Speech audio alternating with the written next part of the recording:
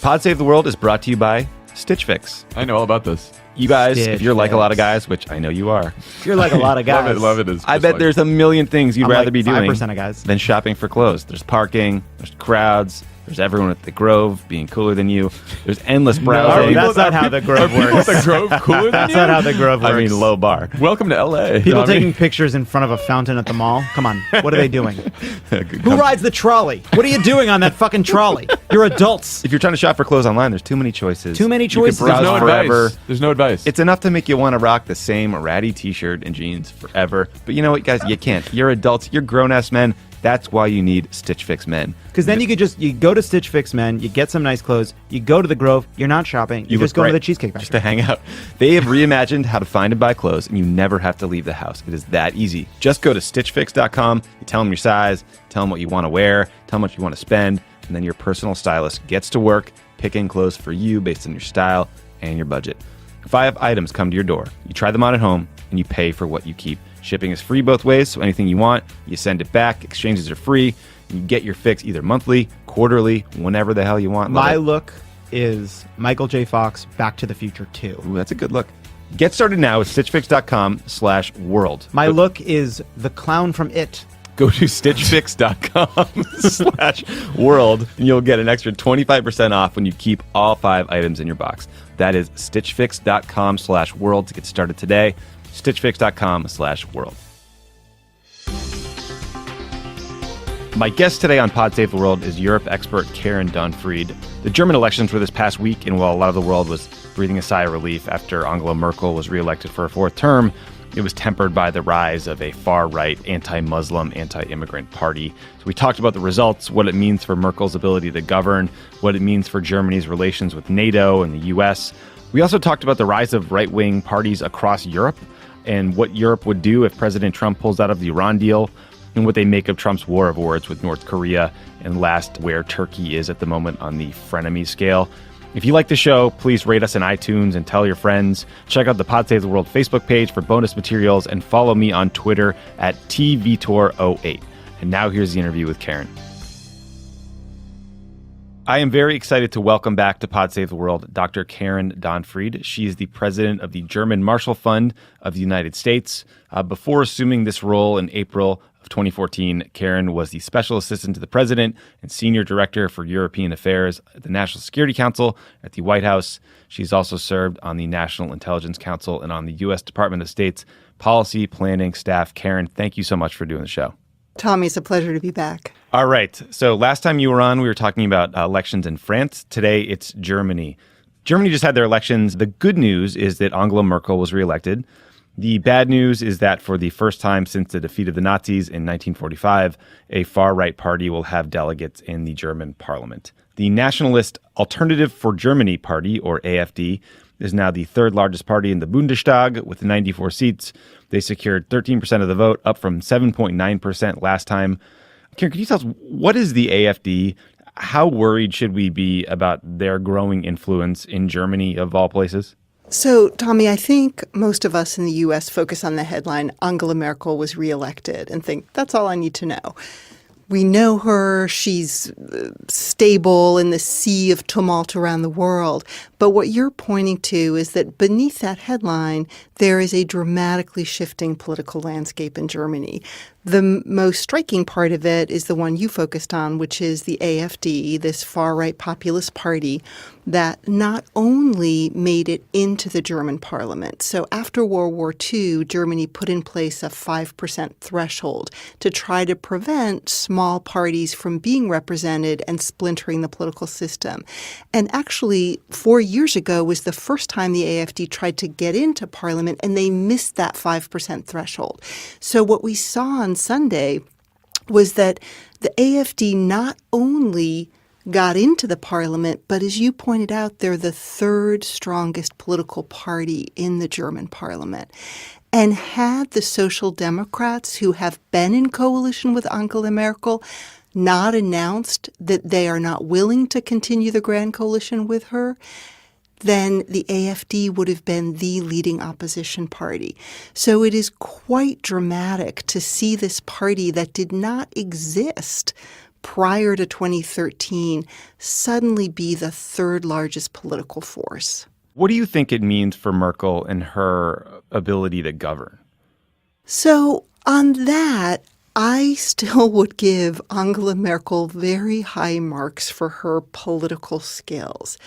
The challenge for her in the first instance is going to be forming a new governing coalition. There is no possibility that the AfD will be part of a governing coalition. So she's trying to keep her sister party, the more conservative CSU, with her in negotiating with the Free Democrats. That's the business-friendly party. And the Greens, the environmental party, she's trying to form a coalition with those parties. So the AfD will do its best to make Angela Merkel's life miserable. It started right after the election when the leaders of the AfD said, one of the things we're going to do when we get into parliament is start a parliamentary investigative committee to investigate what Angela Merkel did on the refugee crisis. They will be noisy, they will be obstreperous, but she will, I think, try to push them aside in terms of her ability to govern Germany. You mentioned the refugee crisis. There was a report in the New York Times today. A reporter named Amanda Taub wrote a piece where she talked about interviewing a whole bunch of AfD supporters and asking them why they support the party. And she said that almost everyone she spoke with said they support AfD because Germany is under threat from Muslim immigrants and outsiders, and only the AfD is willing to protect it. Do you think this sentiment is a direct reaction to Merkel's early decision to welcome Syrian refugees, or is this a broader nationalist sentiment that we're seeing in a lot of places? Well, in the U.S., we often think that the key in our elections is it's the economy, stupid. Well, for the German election in 2017, I think you could say it's refugees, stupid. There's no question in my mind that refugees were the most salient issue in this German election. And it goes back to the decision that Chancellor Merkel made in the fall of 2015 when she decided to open Germany's borders to the increasing buildup of refugees to its east. That was deeply controversial. She, to this day, continues to say she thinks she made the right decision. But she also, in the press conference she had yesterday, when asked by a reporter about this period of history, said that there was no question in her mind that that decision was a polarizing decision and that she personally had to answer for the decision she made back in 2015 and that the implications of that decision were very clear in this election. So the refugee crisis remains an emotive issue in Germany. I also saw an exit poll where it was 95% of AfD voters said that the loss of German culture was a key issue in their vote. So this sense that those Germans have that their identity is being diminished by refugees and migrants and globalization, that sentiment is deeply held among those AfD voters, and we see it across Europe and also in the U.S. I see AfD described as nationalist. I see them described as anti-immigrant, anti-refugee. How concerned are you about this party? I mean, how right-wing are they?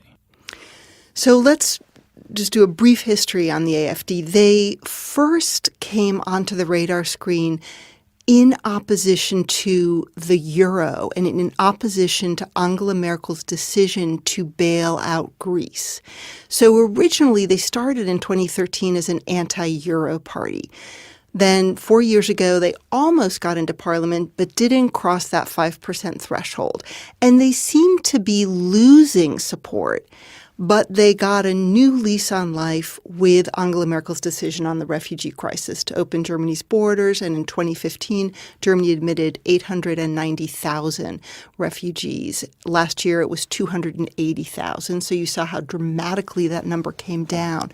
But they used that refugee issue to mobilize 13% of the German electorate, as we saw on Sunday. They have said deeply offensive things if you don't share their views. Let me just give you a sense, Tommy, of some of their campaign posters.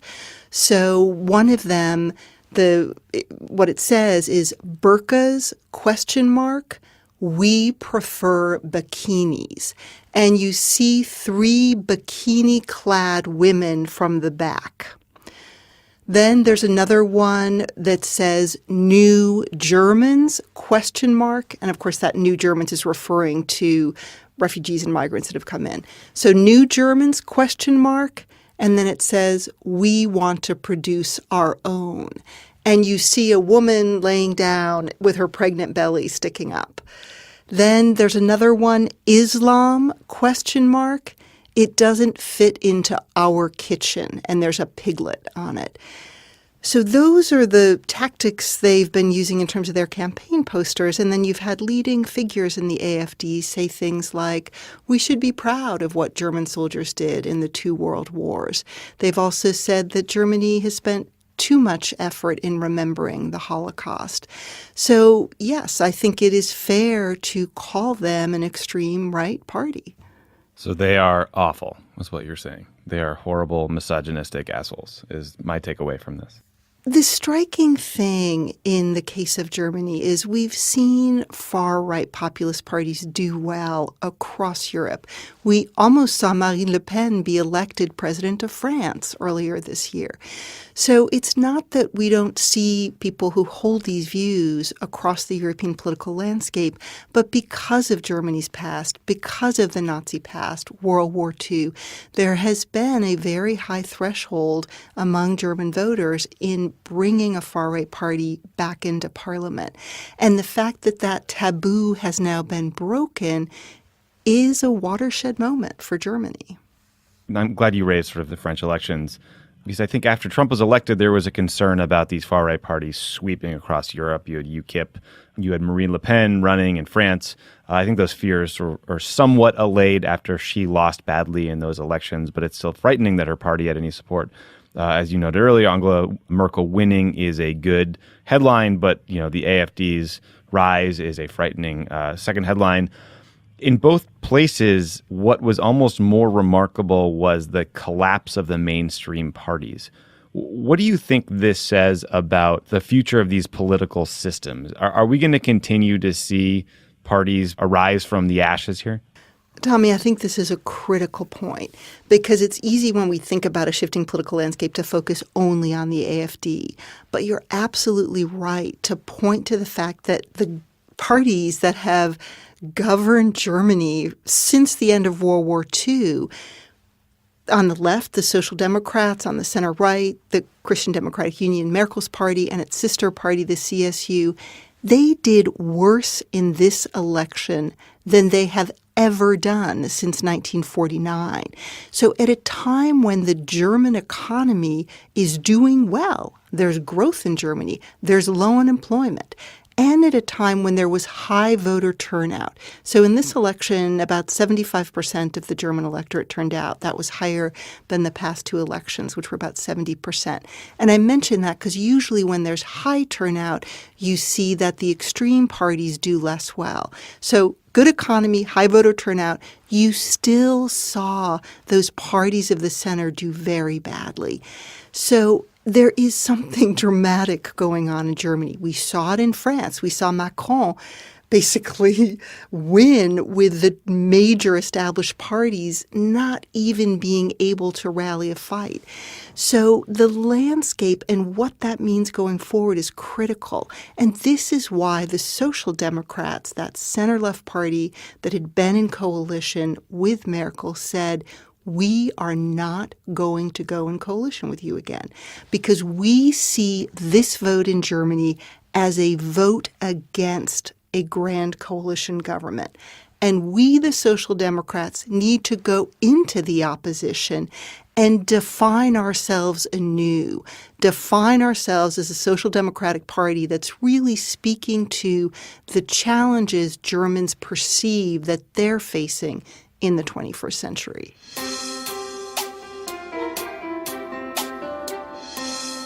Pod Save the World is brought to you by Movement Watches. Movement watches. Do you know what they were founded on?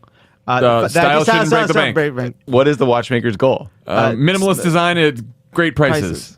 to change the way people think about fashion by Also offering that. high-quality minimalist products at revolutionary Revolutionary prices. prices. How many watches have been sold to customers in how many 100 countries? 170 plus countries. 150 plus countries. 160 countries around the world 160 countries. with over 1 million watches sold to customers. More than 1 million. They have solidified themselves as the world's fastest growing Watch company. company. I got it. Okay, I mean, yeah, of course. Food delivery, fresh food delivery company. John F. Yes. What kind of movement watch does John L have? I feel like I'm on the hills right now. I don't know. He's the America-themed one. Oh, that's right. The patriotic watch. I only noticed his movement sunglasses, which are great. Yeah, those are cool. I'm a fan of his movement Now ask sunglasses. me a question. Who started the company? It was funded by two broke college kids that wanted to wear stylish watches, but they couldn't afford it, so they didn't started wanna- a watch company. They didn't want it to break the bank. They didn't want it to break the bank. That's right. It's not They didn't Jeff want- and Andy, I- though, right? No, Jeff and Andy started a blade factory. That's right. What do the watches start at? What price? They start at $99, Tommy. 95. What would that cost you at a department store? Hundreds of $300 to $700. $400 to $500. You have to show up. $500. It's like a You have the it's like unmarked bills in a it's like a in declining suitcase. communist state. You have to show up with wheelbarrows full of money. This is either a great ad or the worst one we've ever done. They figured out, guys, that they were able to cut out the middleman and the retail markup, and that's how they can get you that $95 price instead of this $500 nonsense Bullshit. at the Grove, where you took the trolley to the Cheesecake Factory, and then you bought some shitty watch that you overpaid for. I'm wearing my clothes from Stitch Fix. I'm wearing my watch from Movement, and I am crushing some spinach and artichoke. Get 15% off today with free shipping and free returns by going to mvmt.com/crookedworld. MVMT.com/crookedworld. This watch has a clean design. I get Seriously, tons of guys, I get so many compliments. Now is the time to step up your watch game. mvmt.com/crookedworld. Join the movement. Pod Save the World is also brought to you by Texture. It has never been harder to figure out the truth. Especially these days. Tommy's selling this one, guys. That's why supporting the free press is critically important. And from its inception, Texture has supported great journalism, not by just offering access to great magazines, but also giving them money financially. A portion of every subscriber's fee goes directly to the publishers. The Texture app has gone beyond just delivering the magazines itself. They've made it easy to find the articles you like and you want to read, with daily recommendations, exclusive interactive features, videos, and more. Texture makes magazines easy, and there are so many great ones out there, like Time, Vanity Fair, Rolling Stone. I'm very interested in Highlights. Vanity Fair needs a new editor-in-chief, and I've been interested in how that turns out. There's you some could good do that. options. Are you applying? I'm not applying. I'm rooting. I have a candidate. If you want to try to get the scoop on that, Texture is searchable. You can mark what you like. You can check out back issues. There's bonus video content. They even curate articles and magazines just for you or whoever you're giving Texture to this year. It's normally $9.99 a month. That's $9.99. And you get over 200 magazines. But if you sign up right now at texture.com/crookedworld, you get a 14-day free trial. Was that 5 cents a magazine? That's really cheap. 5 cents a magazine. Amazing. To your point, Lovett, why Is that get a right? couple Wow. magazines when you can have all your favorites on your smartphone or your tablet all the time for That way math less? is bad. That's why it was one of Apple's top iPad podcasts apps in 2016. 200 magazines for $10. Oh, he's That's doing the 20 math. You got him on a magazines math. for No $1. math. Right now, Texture is Yeah, offering it's my 5 listeners cents a magazine. a 14-day free trial when you go to texture.com/crookedworld. That's Free for 14 now. days to try Texture for free. 14 free days. Texture.com/crookedworld. Then they're giving away these magazines. So you mentioned Merkel needs to form a new coalition. Obviously, we've talked about how AfD is now in the mix, but will likely not be in any way allied with her. Does this mean anything for Germany's relations with NATO or the U.S.? Is there a risk that this is going to pull the country to the right and make Germany a less reliable ally? So there's no question that Angela Merkel has been weakened by this election. So that will affect the weight she carries. That said, Germany is the most populous, the wealthiest country in Europe. So Germany matters. And the role that Germany will play both in the European Union and in NATO, that is not going to change. And we saw Emmanuel Macron, the French president, give a major speech today about his vision of the European Union. And he did that very consciously 2 days after the German election because he wants to reinvigorate the so-called Franco-German couple that traditionally has been at the heart of the EU moving forward. In the NATO context, Germany, for the past few years, there's been a conversation in Germany about the need for Germans to play a larger foreign and security policy role. We're certainly seeing it in the NATO context. We have German troops now deployed in the Baltics as part of NATO's European Reassurance Initiative. And we see a very active debate in Germany about spending more on defense, an issue that President Trump has hit very hardly. And that brings us to the relationship between the U.S. and Germany. As I just mentioned, one of the issues that President Trump has been very clear on is that Germany is not doing enough on the defense front. Germany today spends 1.2% of its GDP on defense. The NATO alliance decided at its 2014 summit that all NATO members needed to achieve a goal of 2% of GDP spending on defense. Germany has said, we'll meet that goal in 2024, and Donald Trump would like to see them meet that goal much more quickly. The other issue he has been very adamant about has been what he calls Germany's massive trade surplus. I am convinced President Trump is going to continue to hit those two issues very hard going forward. I don't think he'll have any more success in moving Germany on them. And in fact, I think with the Social Democrats now moving into the opposition, you're going to see the Social Democrats instrumentalizing President Trump much more in their opposition to certain policies like increased German defense spending. If you look at public opinion surveys, Donald Trump is not popular in Germany. And the fact that you had the two major parties in coalition muted criticism of the U.S. administration. And I think that is going to change with this new German government because of the role of the opposition parties. Another issue Trump obsesses about is the Iran deal. He's repeatedly said he wants to pull out of the Iran deal, but the Iran deal isn't just an agreement between the U.S. and Iran. It includes the U.K., Germany, France, among others. What do the Europeans make of Trump's threats? And what do you think European leaders would do if he follows through with his threats? Is there a chance they'll work with us to continue to tougher sanctions, or will they keep doing what they were doing and normalize relations with Iran and honor the deal? So there have been several decisions President Trump has made already in his first year that have been disconcerting to our European allies. An obvious one is the decision that President Trump made to withdraw from the Paris Climate Accord. Now, at the end of the day, that was a non-binding agreement. Europeans are working also with subnational actors in the U.S., governors and mayors, who have pledged adherence to the commitments made in Paris. The Iran deal, I think, is in a separate category. If President Trump decides next month not to recertify Iran, then that issue goes to the U.S. Congress, and the U.S. Congress will decide whether they're going to apply additional sanctions on Iran and whether those sanctions have extraterritorial reach. This is something that will have a highly significant impact in Europe. As you pointed out, this is not a bilateral deal between the U.S. and Iran. It's a P5+1.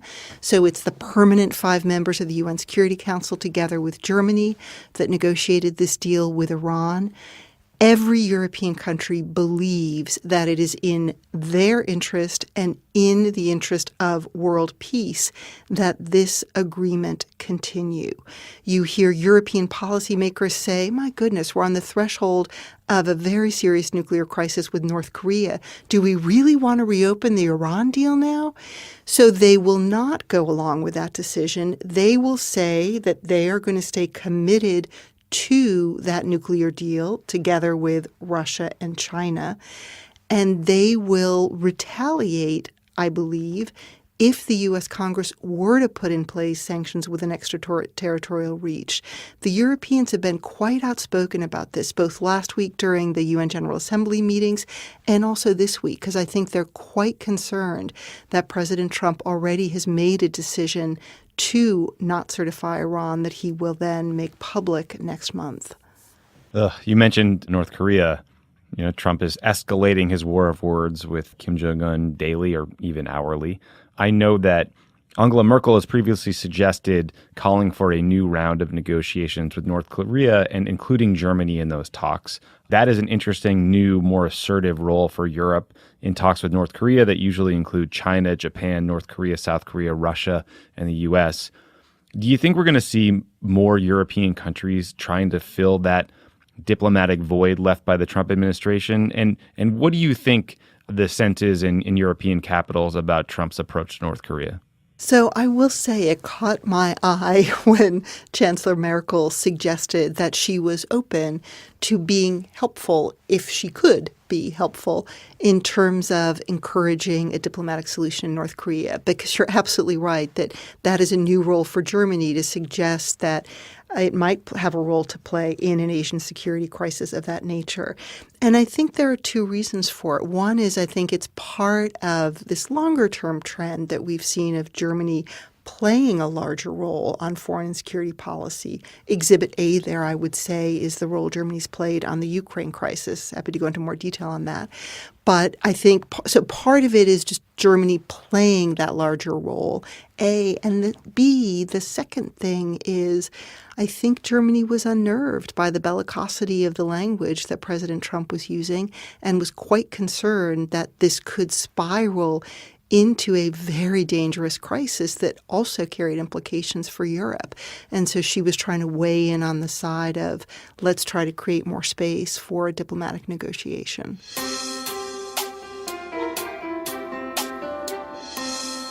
Pod Save the World is brought to you by SeatGeek. SeatGeek. Wow, haven't heard from them in a while. Guys, Blast from the past. it's concert time. It's sports time. It's always concert time. Stick to sports, Buying Tommy. those tickets can be complicated. Stick to sports. There is a better, simpler way with SeatGeek. It's the smartest, easiest, fastest way to get tickets to live events. With their seamless mobile experience, you can buy and sell tickets in just 2 taps. SeatGeek helps you find the best seats at the best Tommy price. just tapped the table fully twice. guaranteed. I think people heard. For emphasis. There's nothing quite like seeing your favorite team or musician in person. And I'm going to SeatGeek will get demonstrate. you closer to the action.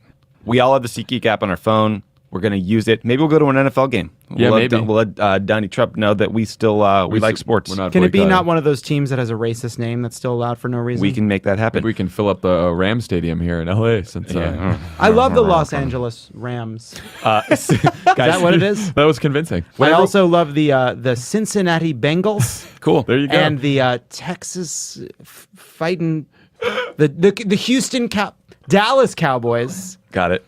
The Houston Astros are baseball team. Nice try. Did you know that Donald Trump he claims he had the chance to buy the Dallas Cowboys when he bought his USFL team? The USFL went out of business. The Cowboys is the most I can't profitable believe- franchise in that history. would have been a great move. We for should all have of talked us. about that. The fact that Donald Trump has been picking fights with the NFL forever because they made him feel bad. Yeah, Because he's well, a tiny little man. SeatGeek designed to make your ticket buying experience easier than ever. They save you time. They save you money. You got to try it, guys. Oakland Try it. Raiders. Best of all, our listeners can get $20 off their first SeatGeek Are the purchase. Oilers still a team? Just download the SeatGeek app and enter promo code WORLD today. That's Jacksonville promo code Jaguars. WORLD for $20 off your first SeatGeek Miami purchase. Dolphins. Done. There was a lot of concern going into this election, going into the French elections, that the Russians would be able to interfere again, to hack the various parties, to somehow change the outcome. It doesn't appear that that's happened. Why do you think that they've been able to prevent Russian interference where we failed completely?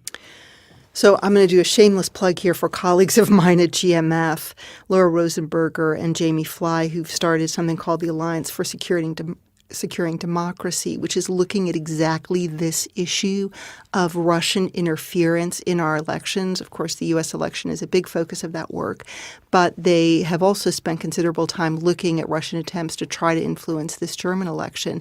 And the conclusion is that we were underwhelmed by what the Russians did in the run-up to Sunday's election. And there is speculation about what the reasons for that are.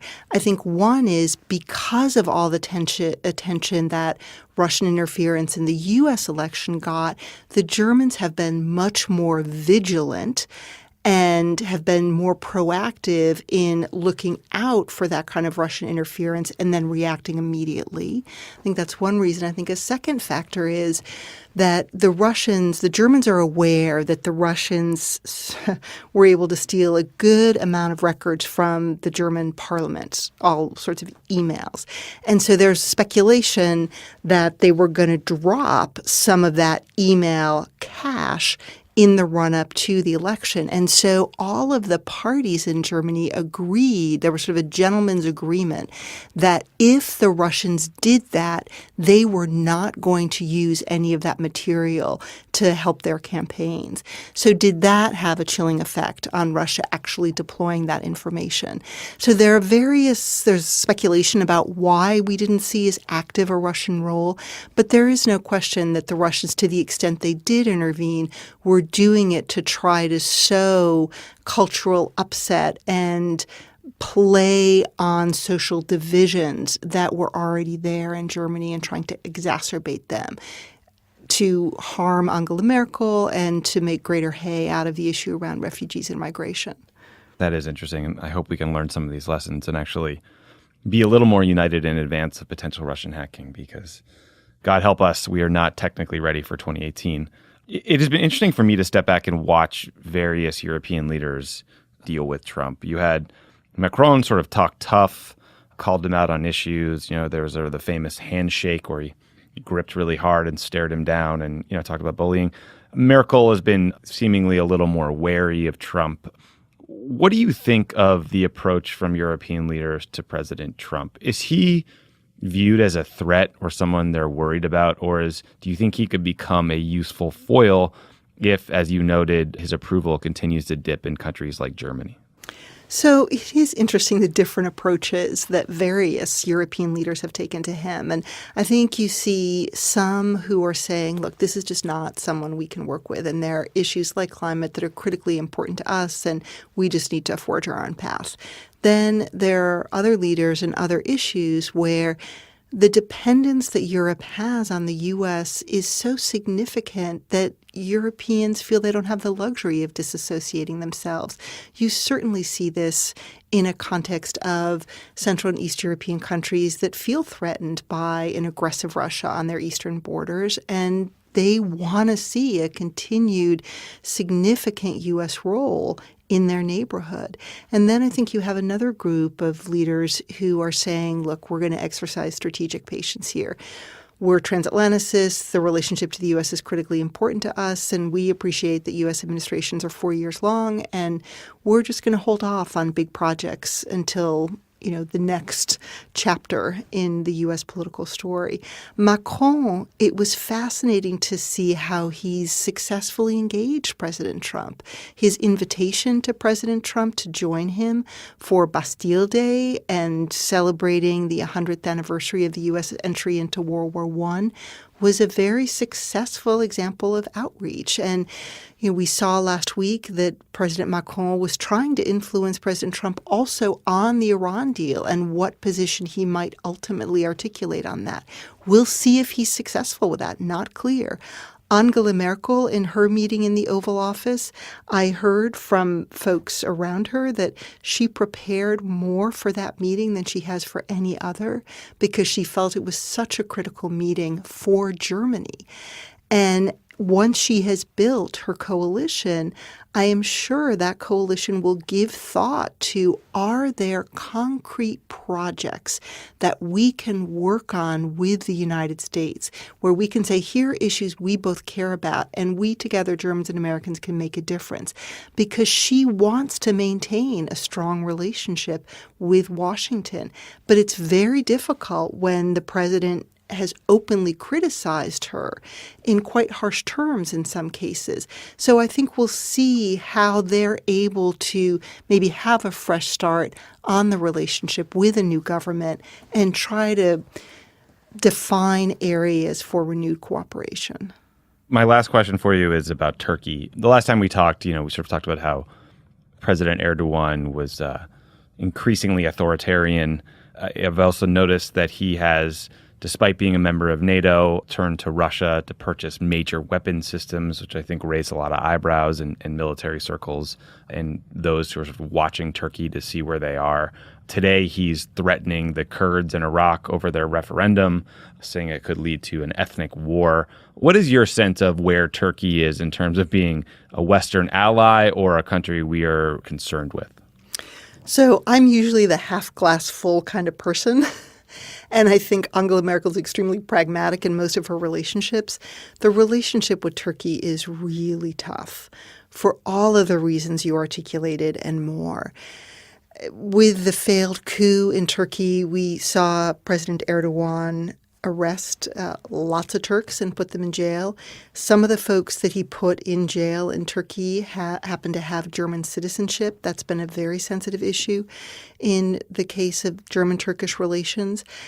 On the other hand, we saw Angela Merkel in her response to managing the refugee crisis negotiate a deal with Erdogan so that Erdogan would close the Turkish border and thereby stop the flow of refugees coming from Syria because of the civil war into Europe. So it's this weird dichotomy where you have a very troubled German-Turkish relationship, yet you have a deal, an EU-Turkey deal around refugees that is continuing to hold. Now, on the bad side of the relationship, it was really striking in the immediate run-up to the German election to have Turkish President Erdogan say to Turkish German voters, do not vote for the CDU, for Angela Merkel's party, for the Social Democrats, or for the Greens, because they are enemies of Turkey. This is very strong language about established democratic parties in Germany from a NATO ally. Now, in the immediate wake of the German election, there was language coming out of Ankara saying we need to reset the relationship and we need a fresh start here.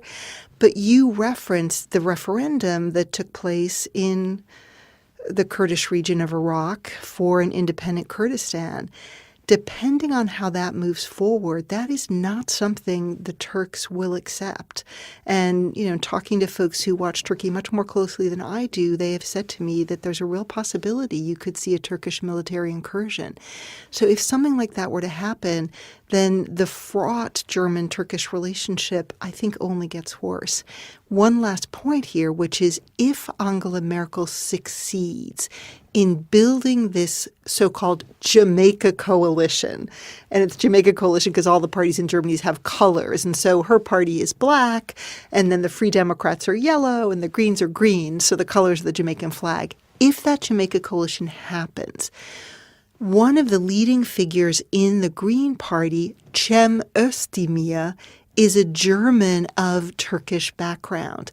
And it's possible that he could become German foreign minister in that new coalition.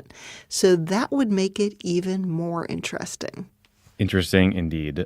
Karen, thank you so much for doing the show. It was much more fun talking to you this time from our studio here at Crooked Media HQ than the last time when I was in Jon Lovett's house with a guy using a leaf blower next door. But both times were fascinating. So thank you again, and I really appreciate it. Oh, the pleasure was mine, Tommy. Thanks so much. Bye-bye. All right, have a great day. You too. Thanks again to Karen Donfried for joining me today. Remember, if you like us, please rate the show on iTunes. Check out the Pod Save the World Facebook page for bonus materials and follow me on Twitter at @TVitor08. Thanks for listening, guys.